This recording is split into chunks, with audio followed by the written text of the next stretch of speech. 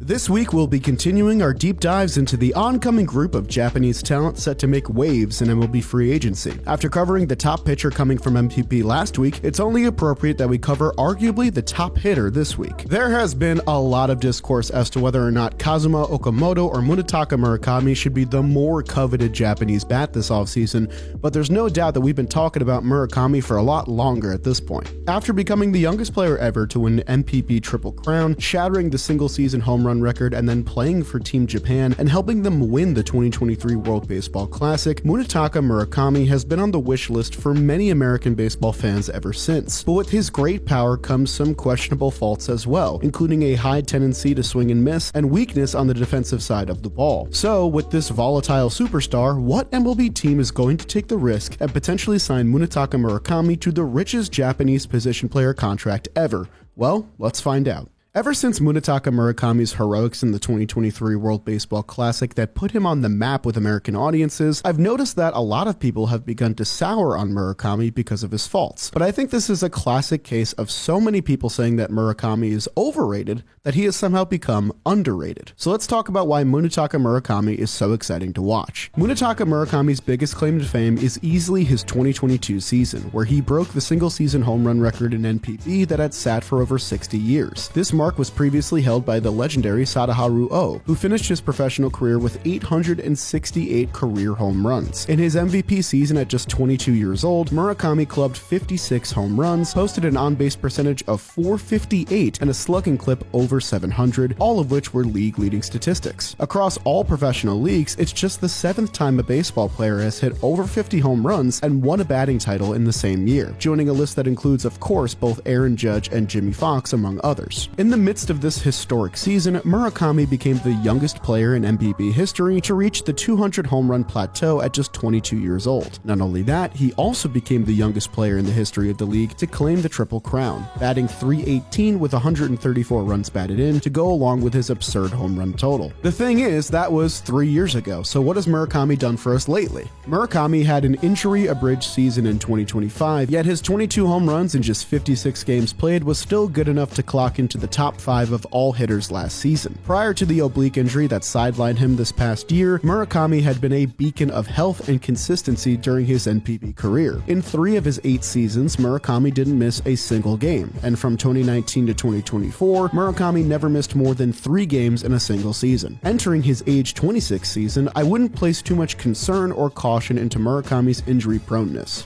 Like we did with Tatsuya Imai, I think it's most prudent to take into account an NPB player's last 3 seasons when trying to gauge what their transition to MLB will be like once they sign. And for Munetaka Murakami, it's as volatile as it gets, unsurprisingly. From 2023 to 2025, no player in NPB has more home runs than Murakami's 86, with Kazuma Okamoto trailing only slightly behind. His 164 weighted runs created plus ranks 3rd among all players with at least 1,000 plate appearances in this window, this time trailing the aforementioned Okamoto. But as you can probably guess, his 28.8 strikeout percentage is tops in the league as well under this same qualifier, a full 2% of any other hitter. We'll dive into this metric a little bit later. This is paired up with his 15.9 walk rate, which places him 2nd in the league. And this paints a pretty clear picture of Munetaka Murakami's outlook as a 3 true outcome player. The thing is, Murakami bucks traditional 3 true outcome hitters by being relatively unaffected by platoon splits in this 3-year stretch. Murakami is actually been a reverse splits hitter, meaning that he hits left-handed pitching better as a left-handed hitter. He posted a 930 OPS against left-handed pitching and an 846 OPS against right-handed pitching, which are both impressive marks. What's interesting is that Murakami's zone contact rate is far higher against southpaws than against right-handed pitching, while his walk rate against right-handed pitching is far higher than left-handed pitching. From this data, we can gather that Murakami has a more aggressive approach in the traditionally difficult split and a more passive approach against the opposite, which contradicts conventional thinking when approaching platoon splits. Part of the reason why he might show some more aggression against left-handed pitching is that he was on the elite edge of bat speed in NPB as well, a statistic which has risen in analytical value greatly over the past year. While we don't have an average number of bat speed for NPB hitters, we do have max bat speed data, where Murakami's fastest swing of the 2025 season was 85.5 miles per hour, placing 7th on the overall leaderboard. While a swing of this speed isn't exactly rare in MLB, it's not exactly exactly common either, and it's good to know that Murakami's bat speed can definitely hang at the major league level. This translated to a max exit velocity of 116.5 miles per hour, which is on par with the mark set by Kyle Schwarber and Pete Alonso this past year. I gotta imagine these three guys will be sharing a very similar market. Overall, Murakami's batted ball profile was impressive in his 2025 shortened season. His average and max exit velocities sat well above average, as well as his average launch angle on hard hit contact, resulting in a high fly ball rate. However, Murakami's percentile rankings are extremely volatile overall. God, I've said that word a lot in this video. He sits 90th percentile or higher in fly ball rate, walk rate, isolated power, and OPS+,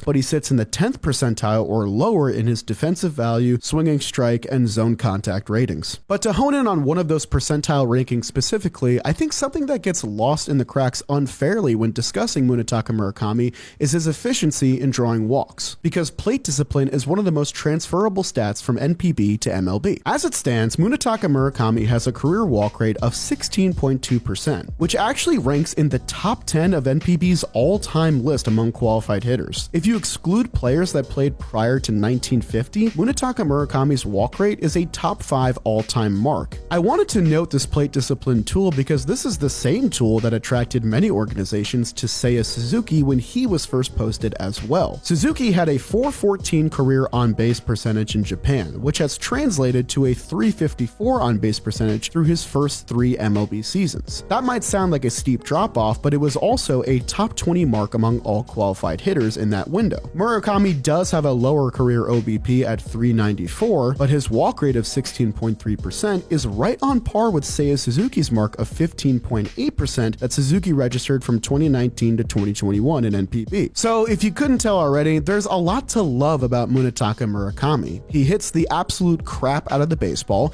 he takes walks with great efficiency, he's won a Japan series, he's won 2 MVP awards, he's won the World Baseball Classic, and there's a ton of dimension to his batted ball profile. But there are question marks like there would be with any other Japanese superstar signing overseas. These question marks mainly revolve around 2 key issues: his propensity to swing and miss and his lack of a true defensive position. The only thing more discussed about Munetaka Murakami than his elite power is his high strikeout totals and his struggles with velocity, and this comes with good reason. Murakami's strikeout rate has cleared 28% in each of his last 3 seasons, striking out more than any qualified player in both 2023 and 2024. Through 8 seasons in the NPB, the infielder has a strikeout rate of 31.3%, a number that would have been the 5th worst strikeout rate in MLB last season. But this isn't to say that a high strikeout rate player can't be successful. Some of the strikeout rates that are similar to Murakami's are that of Nick Kurtz, James Wood, and Riley Green, all of whom were superstars in MLB last season. According to an in-depth report from Yuri Kawasawa of World Baseball, Murakami posted a 79% in-zone contact rate and kept his whiff rate below 30% from 2020 to 2022. This was slightly worse than league average, but fairly typical numbers for a modern slugger. However, from 2023 to 2024, his in-zone contact rate has dipped 5% down to 74%, and his whiff rate has soared to 36%, which both rank last among qualified NPB hitters in that span. This is a scary negative trend, and definitely hurts his credibility as a consistent hitter. There's also been a lot discussed about fastball velocity when it comes to Murakami, but I am gonna hold my breath on this, mainly because there's just not a lot of pitchers in NPB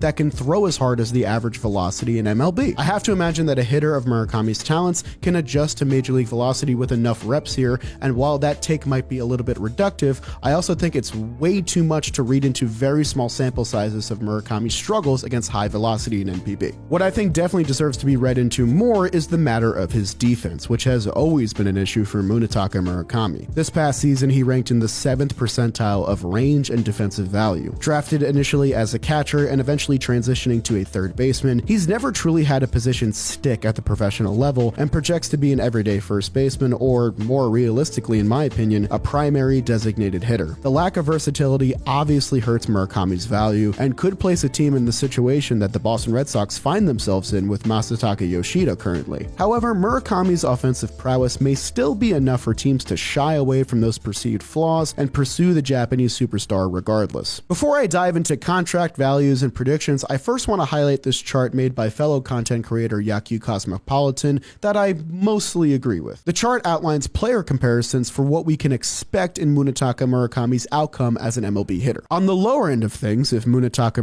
Murakami's strikeout woes and below-average defense become more of his identity than his raw power, he'll likely end up a similar story to that of Yoshi Tsutsugo, who is back in NPB after his brief stint in MLB. Tsutsugo had tremendous power, but with a strikeout rate near 27% and a full season's worth of MLB plate appearances, plus no real position on the diamond, his stint in the United States lasted only 3 years. Another good example of this, in my opinion, is Byung-ho Park, who put together consecutive 50 home run seasons in the KBO before signing on with the Minnesota Twins in the mid-2010s. In MLB, Park hit under 200 and struck out in nearly a third of his at-bats as a primary designated hitter. As soon as he returned to KBO after 2016, he immediately began producing at an elite level again. Then there's the more average outcomes that we can expect from Murakami, comparing him to players like Joey Gallo or Chris Davis, which are 3 true outcome players. And you can expect him to be near the top of the leaderboards in both strikeouts and home runs. The question then becomes, is the contract worth it for whatever MLB team signs Murakami? Because players like Joey Gallo, Chris Davis, and Pedro Alvarez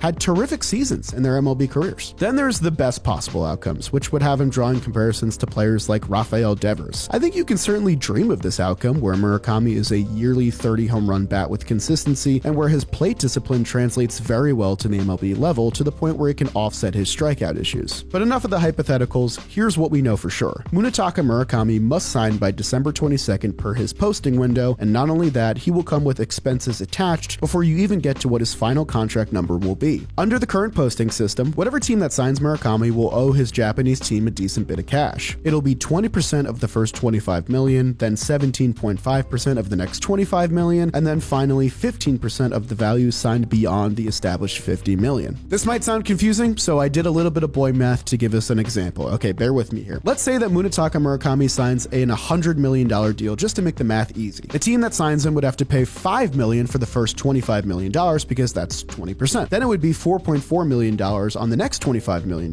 because that's 17.5%. Then on the remaining $50 million, it would be $7.5 million, because that's 15% of $50 million. So this would result in a posting fee of roughly $17 million in addition to the $100 million owed. If he does eclipse 9 figures in this contract, he would be the first Japanese position player from the NPB specifically to ever do so. There is Jung-Hoo Lee, who earned an $113 million deal with the San Francisco Giants after his time in the KBO, but the record contracts for NPB position players who signed in MLB belong to Seiya Suzuki, who signed a 5-year $85 million deal in 2022, as well as Masataka Yoshida, who inked a 5-year deal worth $90 million in 2023. Pitchers like Yoshinobu Yamamoto and Masahiro Tanaka have blown past this threshold in the past, but for Murakami, he has a chance to make history. As for a prediction from my end, I feel like the field of teams might be a lot tighter than that of Tatsuya Imai's sweepstakes, but there's also going to be a domino effect from whatever teams miss out on Pete Alonso and Kyle Schwarber, because the teams in those sweepstakes could look to Murakami as a sort of plan B. I have my hunches down to 3 teams. One of those teams is the Cincinnati Reds, who have been linked to Kyle Schwarber in this year's free agency. They just made the playoffs last year with an anemic lineup that could definitely benefit from sacrificing an everyday DH role to get Murakami in the middle of things. I also have a team like the Los Angeles Angels as definitely a candidate. They have a DH spot open, they're not really in the middle of a contention window, they definitely have the capital to spend, and if nothing else, Murakami could have some time to fail at the major league level and get the reps he needs to become a more well-rounded hitter. My final team is kind of a long shot. It's the Seattle Mariners. They've signed a lot of Japanese talent in the past. I know that they just signed Josh Naylor to a huge commitment, and Murakami kind of fills a lot of the roles that Naylor already fills, but at the same time, their DH is currently Dominic Canzone, and if they're serious about opening up this contention window, a guy like Murakami could really benefit their lineup. Also, don't read too much into this, but there was just documentation of Yoshinobu Yamamoto and Munetaka Murakami getting dinner together pretty recently, so maybe he's a Dodger. I have no idea where they would play him, but also I'm not going to doubt the Dodgers. They'd find a way and make him a superstar. But that'll do it for my profile on Munetaka Murakami. Let me know in the comments down below if you learned something. Leave a like on the video if you watch it all the way to the end. I really appreciate it, and I'll see you guys next time.